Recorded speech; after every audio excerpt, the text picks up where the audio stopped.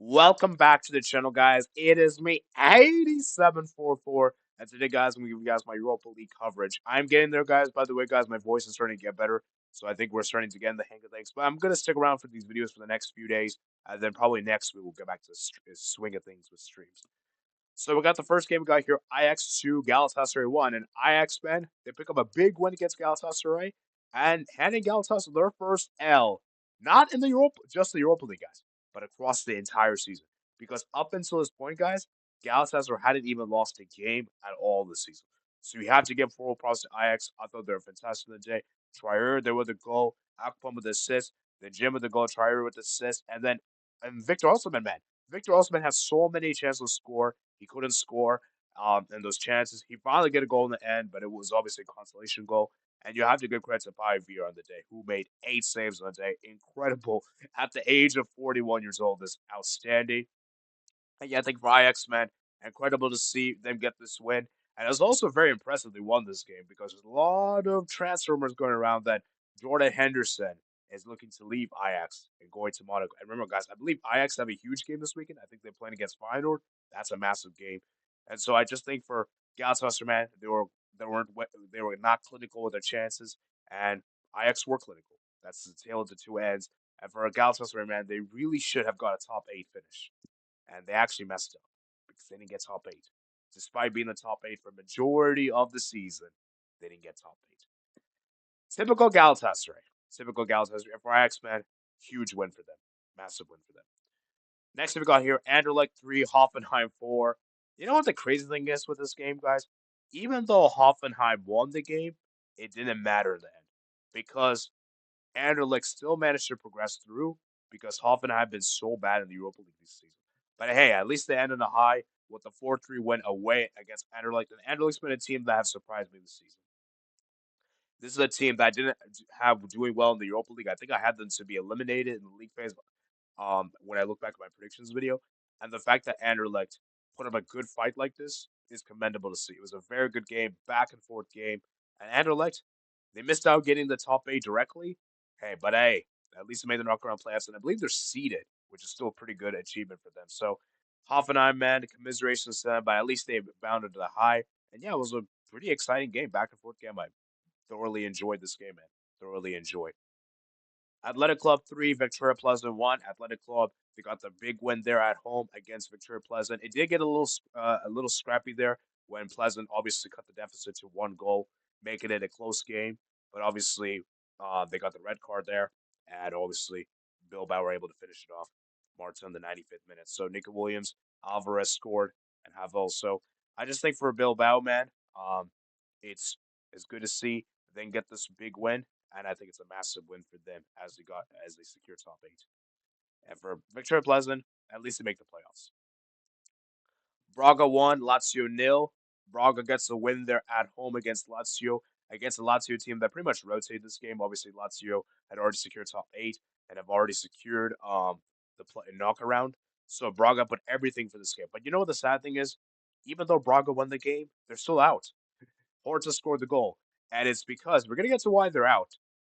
And it's actually really sad. They got the goal there, but it wasn't enough to have them progress. And yeah, you have to go credit to Hornick, the goalkeeper, made 4 saves on the day. And yeah, man, it for Braga, man. It's just a shame that they won the game, but it didn't matter then. Next game we got here is Dynamo Kyiv 1, RFS 0. This is pretty much a dead rubber game. Both of these teams are already eliminated. So shout out to Dynamo Kyiv for getting the win there. Not really much to say. FCSB 0, Man United 2. I cannot believe I'm saying this, guys. After the Champions League and Europa League phase, Man United is the only team unbeaten.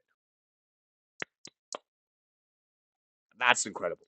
That's incredible. And you know what the scary part is?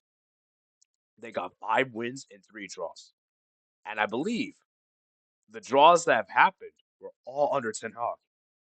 I believe ever since Amramis came in, they have won all their games. Fantastic. And you have to give credit to Man United. I thought Man United were fantastic the day. I thought in particular, Kobe Mainu was outstanding. He had a goal and an assist. And I thought Dalot was pretty good. You know, Dalot's not been great so far this season. Probably been one of United's worst players. And the fact he balled out in this game was fantastic. I thought Kohler was also really good too, the youngster. I thought he had a good game. I just like for United, man, the big issue they have is a striker. Because I'm sorry, Hoyland and Xerxes, make of what you will, they're both mid. It's about the mids. That's what I'm gonna say. And so it's really a difficult decision for Man United who's gonna be the striker because honestly, I think Amorim should honestly do something different. Like play a false nine or something because I think this Hoyland and Xerxes thing is just not working. Or if we're gonna do just do both, you know, like just do both or neither because Hoyland or Xerxes, it doesn't work. It doesn't work. And for FCSB, they were pretty much defending for this entire game. They had some chances here and there, and yeah, I mean for FCSB, great defensive team, great team. But the issue is just they don't have enough offensive firepower. But I think for FCSB to still make the playoffs as one of the lowest ranked teams in the Europa League is still an incredible achievement. And this is a team that I didn't have high expectations for. The fact that they made it to the playoffs is pretty incredible, you have to say. So for Man United, man, great to see them do. And the Midtylland to Fenerbahçe too. Fenerbahçe.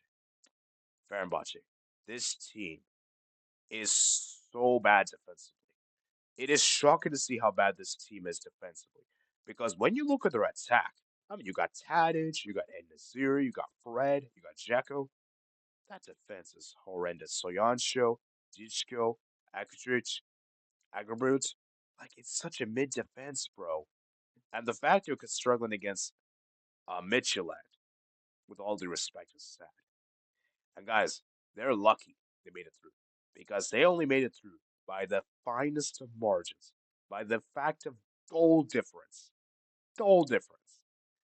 It's shame. It's shameful to be honest to having to rely on goal difference to bail you out, but they managed to do so. And I think for Midtjylland, man, full props to them. They gave it a good effort, and I believe they made it through with this point. And yeah, Fenerbahçe, man, you really ought to be ashamed of yourself because I thought Midtjylland put up a really good game. I thought Midtjylland put up a good game. You can see his stats there: 13 shots, five on target. They even doubled the amount of shots that you. Sure, the shots on target's a bit the same, but yeah, it's looking peak, man, for Fenerbahçe because I think Mourinho, man, you might you're gonna have a lot to fix in the knockout stage. FC 21, Beşiktaş nil. FC 20, man, they get the crucial win at home, and Beşiktaş, man, this is really surprising. After destroying one of the Europa League favorites at home, you came to Netherlands and get. Can you at least get a point? Nope, they couldn't even get a point, and they were just awful. They were look how many shots they had. 8 shots. Sure, they had more on target, but look how many shots Twente had. Twente had 22 shots. 2 on target. Now that conversion rate's really poor. Like let's be real, but they couldn't even match them in the number of shots. So really embarrassing there. And for Twente, man, as I said, man, huge win for them as they make it through. For Besiktas, man, all they can really talk about is, hey, we beat Bilbao, but that's it because that's all you can celebrate because they're out of the Europa League. Ferencváros 4, AZ Alkmaar 3. What a thriller of a game this was! A crazy back and forth game, a very end to end game. This was such an exciting game, back and forth. Ferencváros were 3-0 up at one point, and you're thinking, okay, it's routine then. Then obviously AZ Alkmaar uh, scores 2 goals. Sorry, to make it 3-1. I think yourself, okay, maybe they could come back here. Then it's 4-1, and it's like, okay, it's surely done. Then it ended up being 4-2, then 4-3, and yeah, that's just crazy, man. So, Ferencváros, man, they have to fix the defense, but it's a massive win for them. And I just think for AZ Alkmaar, man, Minjens, man, maybe he should have started the game. But yeah, I mean, they're both of them are still fine. They both, I believe, made the playoffs if I'm not mistaken. So, yeah, they are fine to go. But yeah, a good game for win for Ferencváros. Lyon. How do you not beat Ludogorets at home? This is embarrassing. And like, I understand Bot is the goalkeeper. I understand made a lot of saves, 7 saves, which is pretty incredible. But you shouldn't be tied to Ludogorets at home. And guys, Lyon, if they had won that game, they would have been on 17 points, and they would have actually been above Spurs and above Frankfurt. So, hey, but at least they got top 8, so they can be proud of that. But they really should have won that game. They really should have. Maccabi Tel Aviv nil Porto 1. Guys, I don't know which team has been more disappointing this season, Porto or Fenerbahçe, because both these teams I had high expectations for, and both these teams are looking bad, and especially with Porto. Porto, man, this is worrying. To barely beat Maccabi Tel Aviv on the road, well, it's, I mean, technically a neutral venue, is concerning. And I just think for Porto, as I said, maybe off the field issues or something they take consider of because Gaiano having to score the goal there. Sorry, Gonzalez. Gonzalez having to score the goal there. It's just, yeah, it's worrying signs for Porto. And I think Porto, for me, this team isn't it. This team isn't it. And I think you can tell they're missing Conte style and they're missing Ceremi. This team, and they already sacked the coach this season. And now they brought a new coach, Jose Tavares. Let's see how he does. But honestly, I don't know, man. I would be very concerned if you're a Porto fan because it's looking bad. It's looking peak. Nice won, Bodø Glimt won. A good result there for Nice. They got at least they pick up a point at home. It was a fairly good game for them. I will say this though, I think Bodø Glimt were probably better and probably should have won the game. But take nothing away from Nice because that wasn't a fantastic goal there for Boanami. And yeah, I mean, it was a great goal that Borchkan got the goal there from the corner. And yeah, I mean, it's a good result for Nice. Obviously, they're eliminated, but at least they could get, at least they can say, at least they got a point at home and they ended with a high. And for Bodo Glimt, they make the playoffs. And I believe they're seeded, I want to say, if I'm mistaken. Olympiacos 3, Qarabağ nil. Al-Kabi, man. Al-Kabi is that guy. Guys, don't sleep. Olympiacos is my dark horse pick. This is a team that I think could go far in this conference. Sorry, Europa League as the Conference League winners. And remember, guys, this is the defending Conference League champions. And with Al-Kabi, I believe he's the Europa League top scorer at the moment. This guy is going to score goals because this guy is just a goal scorer. Goal scorer. You know, I've heard people call him the Moroccan R9. Like that's how crazy he is. Obviously, he's not as good as R9. Like let's not go too far, but he is that good. And I just think with him on the team, Olympiacos will go far in this competition. And I think it's a huge win for them. Top eight is guaranteed. And yeah, Al Kabi, man. That guy, man. Balling out, man. You can't stop him, man. You can't stop him. Rangers 2, Union SG1. Rangers get a win here at home with the goals coming from Raskin and Cerny. Then McAllister gets a goal back in the 84th minute. And yeah, I mean, I just think for Rangers, man, they're a good team at home. And I think they'll be a very difficult team to play at home. And yeah, you don't want to play against this team at home, guys, because Rangers are difficult to beat. And for New SG, they gave a good account of themselves. Obviously, in the second half, I think they played well, but it's just the first half. I think they could have done a bit better. But yeah, Rangers, man, credit to them, man, credit to them. Real Sociedad 2, PAOK nil. Real Sociedad took care of business. Okerson with a brace there. And yeah, good win for Real Sociedad. It's a needed win for them, and they make the playoffs. I feel like they should have made top eight, given the quality players they have and given their pedigree. But at least they made the playoffs, so not too much to complain there. And yeah, Roma 2, Frankfurt nil. Roma, man, this is actually an impressive win because Frankfurt has actually been one of the most informed teams this season in the Europa League.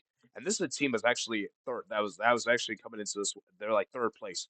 So the fact that they managed to beat Frankfurt by pretty good margin is actually pretty impressive. Now, obviously, we have to consider that. Obviously, Frankfurt don't have Omar Marmoush anymore, which is important. But I think for Roma, man, you gotta give credit to them. They got the two goals there, and I just think they were more clinical in the day. Shamaradov getting the goal there, great goal there, and then Angelino there. So I just think for Roma, man, it's a huge win for them because this season they have not been good in the Serie A, and I think they have to go all in the Europa League. So it's gonna be interesting to see how they do there. The Slavia Praha 2, Malmo 2 was a good back and forth game.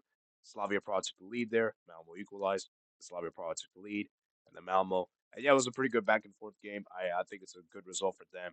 And yeah, Manzus, man, saving the penalty there. So that would have been huge if Malmo had scored that penalty, which was actually in the first half. So both teams. So yeah. And then the final game we got here: Tottenham 3, Elfsborg nil. Tottenham, they have not been great so far this season, guys. As of right now, they're currently in like the relegation battle, and I think Tottenham knows that the Europa League and FA Cup is probably their best chance at silverware. And I think FA Cup is more realistic. And I think for Tottenham, man, it's a huge win for them. Scarlett and Ayuri Mori getting the goals there. And I think for Tottenham, man, they got a guaranteed place in the top eight. And I think that's good for them. And I think for Tottenham, man, they may have to go all in for the Europa League. They may have to go all in. So let's go look at the playoffs, guys. Let's go look at the playoffs real quick and see what's popping, and then we'll wrap it up here. So guys, we could get Bodo Glimt versus Fenerbahçe or Bodo Glimt versus Twente. Honestly, I'd rather see Bodo Glimt at the Anderlecht versus Twente. I think if I'm a neutral, I'd rather see Bodo Glimt versus Fenerbahçe. I think that's a good matchup because even though I do think Fenerbahçe are favorites, Bodo Glimt have been really good this season, guys. I think Bodo Glimt could eliminate Fenerbahçe because Fenerbahçe have been really underwhelming this season. The 20 versus Anderlecht, that's a really good one. I'd probably favor Anderlecht if that happens. But yeah, that's a good. Those are some interesting ones. Anderlecht versus Fenerbahçe would also be interesting. That would also be cool. Bodo Glimt 20, but I prefer to see Bodo Glimt Fenerbahçe. And Anderlecht 20. FCSB PAOK. Ooh, that could be a good one. That's a good one. That's an interesting one. I would like to see that take place. Or maybe FCSB Union SG. Actually, I'd like to see that one more. Because I think we have already seen FCSB play against PAOK this season. The Ajax versus Union SG. That's a good one. Because that is an interesting one. I'd probably favor FCSB and Ajax. But yeah, that's interesting. Real Sociedad Midtylland. Real Sociedad Alkmaar. Real Sociedad should be able to beat both. And Galatasaray probably should be able to beat both. And now, Roma versus Porto. Oh, snap. I remember this matchup. I think this happened in the Champions League a few years ago, the 18 and 19 season, and that was pretty interesting. Jacko came out clutch, I remember, for Roma. Yeah, that would be cool. I haven't seen that one in quite some time. And the Plzeň versus Ferencváros. Yeah, that would be interesting. I think those are the matches I want to see. So, guys, remember the draw will take place tomorrow, guys. I'll try to do a YouTube short for the draw reaction and give you guys my early thoughts. And yeah, like I said, guys, we'll be interested to see what happens. And yeah, hope you guys did enjoy this video, guys. Remember, guys, to like and subscribe. And yeah, I'll see you guys later, man. Peace out.